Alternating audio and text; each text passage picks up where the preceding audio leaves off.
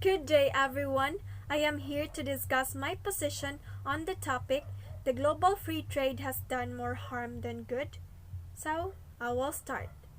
Trade is essential to the economies of nations around the world than ever in today's global market. Today, the economic markets are globally linked and it is near impossible for a country to flourish without engaging in favorable trade of some form. The United States has long been associated with free trade agreements, such as the North American Free Trade Agreement and the more recent Trans-Pacific Partnership. However, there has been much debate on the efficacy of such trade agreement, especially considering the United States presidential election, which shows President Trump win the November 2016 ballot while supporting a protectionist stance on trade. Therefore, one must ask questions. Is free trade good for United States? Is it good for all nations? This paper posits that free trade is ultimately good for the United States and most, if not all countries, simply because it allows for the ease of exports, free from punitive tariffs and comparative advantage. Besides, studies have shown that protectionism is largely a political motivation, not an economic ideology. In the study in July 2009, the United Nations needed to resist all protectionist inclinations and correct any protectionist measures already taken, which appears that the United Nations inclines towards a more free trading style between nations. They have mediated several hundred transactions within the past, like the North American Free Trade Agreements and other large worldwide trade agreements. Basically, when we talk about free trade, it happens if one country lowers or removes their trade tariffs and gives subsidies on exports and imports to other countries. Free trade is gathered to be an instrument utilized by nations to get assets that are rare in their nation, whereas making the foremost of the nearby assets that are accessible. Also, expansive organization in created nations who must create products utilize the free trade assertion of lower taxes and appropriations to offer their merchandise in their nations, which harms neighborhood businesses. This comes about in an equal dispersion of riches since the created countries will work out a protectionist arrangement when it comes to agrarian exchange, which happens to be the third country's greatest trade. The arrangement makes it difficult for the third world nations to compete similarly within the global market. In this way comes the struggle of perspective on the free trade. Free trade bases all riches on foreign trade. It does not want to increase domestic commerce, and it has industries for export that take advantage of third world nations. They call that a comparative advantage. The role of worldwide organization in trade has increased as never before. International corporations do not need to increase domestic commerce. They do not mind having armies of non-consumers. However, they think global warming may be an issue. They don't think that higher living standards will defeat the war on poverty. On the other hand, the British free trade does not go by the golden rule. It has to be no obligation for man. It is going to create people who have next to nothing in inventors. This can be seen inside the pre-Civil War days in the United States. See at the North and the South. What region was making the most patents? See in Europe and her colonies. Were European colonial powers creating more patents than their colonies? Free trade makes more technological advancement in nations with countries that have lower living standards than in nations that have prospering family commerce like China, then I will say something. But free trade is never advancing to form those sorts of conditions.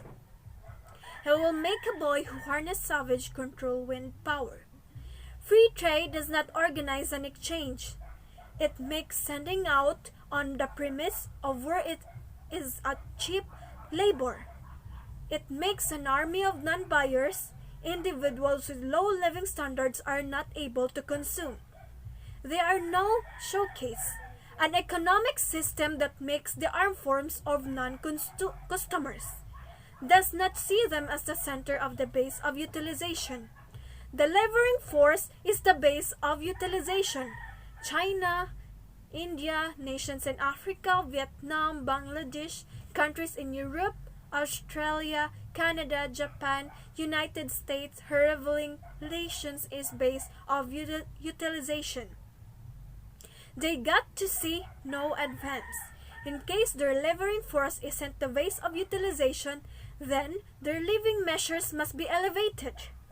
Trade should be organized to favor domestic commerce. Thriving domestic commerce implies the population is expanding. Domestic businesses are being empowered, and this can be collectively seen as having a home market. The home market is an avoidable right of domestic industries. Essentially, issues of global trade concern two binary stances: the protectionism versus free trade. Protectionism, such as the platform on which President Trump ran and the Republican agenda, essentially argue that we should raise tariffs on imports agreements and abstain from engaging in free trade agreements, such as the North American Free Trade Agreements, since those agreements can put our country in a negative trade deficit.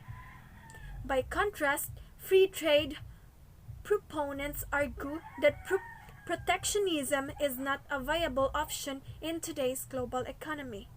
Free trade encourages global competition, which spurs innovation and open overseas markets for American goods. Lowered national tariffs also foster a sense of global partnership and encourage other countries to lower their own. It is never a good idea to alienate potential global trade partners, especially when statistics have shown that reduced tariffs often lead to increases in national economy. The Peterson Institute for International Economics estimates that ending all trade barriers would increase the United States income by $500 billion. Based on the article about free trade, with the current economic circumstance within the United States, free trade has found its way back into the discussion. I had an impression that free trade might turn up to be as not destructive as what I have thought. I am one of the numerous that is not against free trade because of the good that it would cause to the worldwide economy. Generally, the potential cost that free trade would do distance exceeds the good that would come from it. I took my position after carefully considering arguments from both sides. The foremost commonly used argument for free trade is that it permits the most efficient pricing goods and services on the largest scale. Defenders of free trade contend that when governments expel obstructions such as charges, taxes, and regulations of the cost of production will fall, resulting in overall lower costs that will be passed on to the consumer. However, this argument makes the presumption that companies will not just stash the additional profits to pad the bottom line. Political researchers have contended that free trade would make strides in national security by connecting countries financially and making them independent on one another. On the other side of this wrangle are the covered-up costs of free trade. A free trade, I accept, will empower the arrangement of expansive multinational enterprises who will hoard gigantic benefits at the cost of neighborhood small businesses. The primary cause of this issue is the reality that third world countries strongly believe in the protectionist view on free trade. This is happening because smaller third world countries know that they only as their domestic economy. The primary cause of this issue is the reality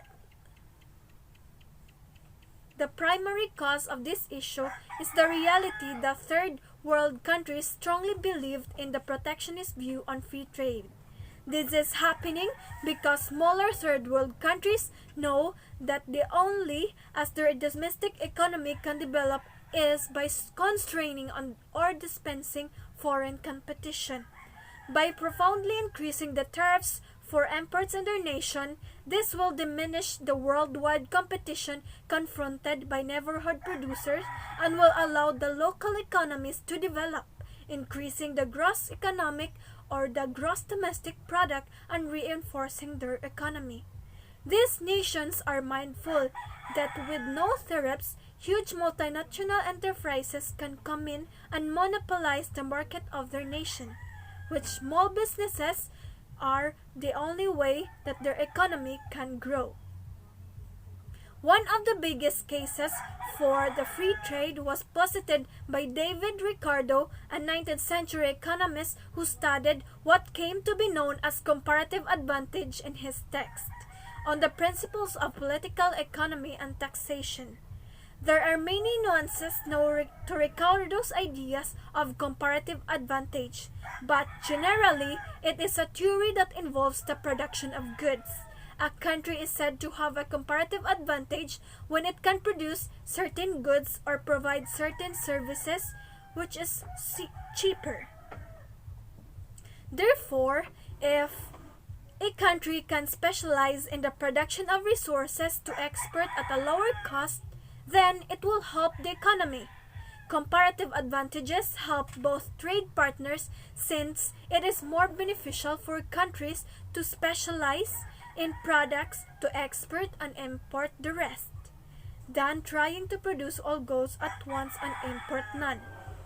The net financial benefits of global trade are exceptionally well set up. I expect you aren't challenging that, but are these downside? Completely. In today's digital age, our carefully empowered global trading systems make it conceivable to move all sorts of electronic resources in a streak. But that interconnected global trading system make it simple to maintain a strategic distance from lawful locals, to move cash, to purchase and offer spyware, individual information, company privilege insights, and many more. Our worldwide trading systems make it greatly troublesome to secure the environment or labor rights. A nation's minimum wage laws are not going to be as successful in a global trading market, where the worldwide minimum wage is continuously based on what the poorest individual within the poorest country is willing to work for. Ultimately, in today's global economy, where the economies of all nations are tied together, it is more important than ever to promote free trade. Free trade encourages global partnership and transparency and can ensure comparative advantage for nations that specialize in producing and exporting certain goods. Protectionist policies are largely politically drawn system of rhetoric that have little bearing on economic theory. Going forward, the global partnership is the only favorable solution to ensure trade balances and healthy global economies. Once more, the worldwide trading network has brought success to each corner of the planet and brought the information of the world together. But the offsets, the negatives, are noteworthy and enduring. That would be all, and I thank you. God bless.